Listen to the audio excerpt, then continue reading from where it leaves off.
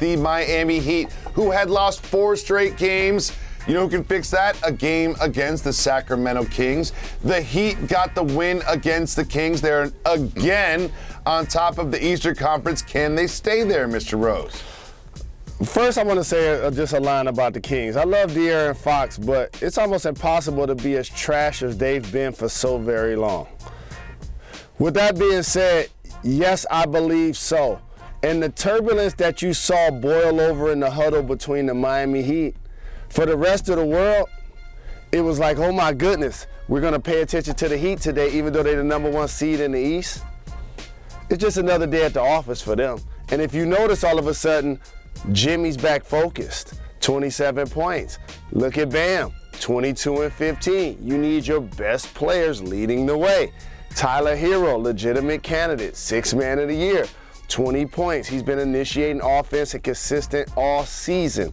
And so when you look at the depth of the Miami Heat and how they've basically been the team in pole position for most of the run during the Eastern Conference race this year, I do believe they'll have what it takes to maintain the #1 spot when it's all said and done.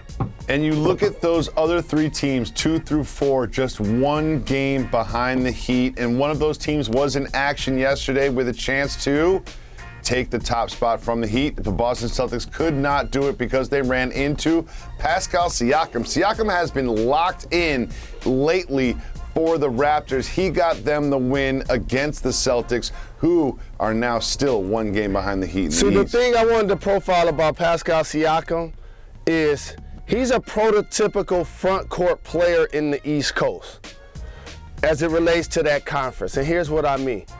Like, he's not the big like Giannis, Embiid, or Bam. He's not the perimeter dynamo type scorer like a Jason Tatum.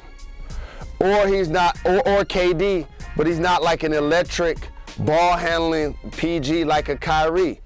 And so what ends up happening, players like Julius Randle last year, who was basically all NBA and most improved player, can average 24 points in that conference.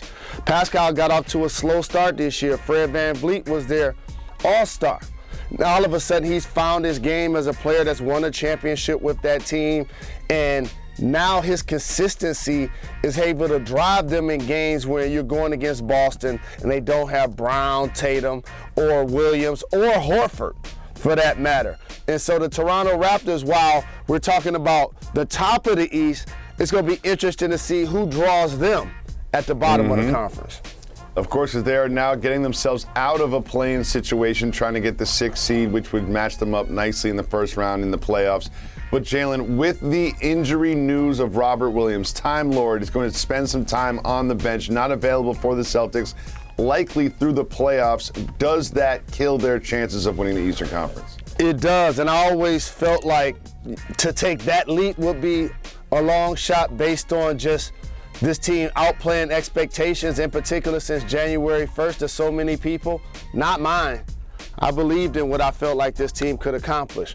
But here's a point that I want to make about Boston and their youth and ascension that is going to mirror what I say about Memphis in a lot of ways. Not many times, Jacoby, do you have a starting 5 where at least 3 of those guys want to be the best defenders at their position. Just think about that for a second. When you ask Marcus Smart, Robert Williams, and Jaylen Brown, they'll tell you we want to be the best defensive players at our position, definitely in the league.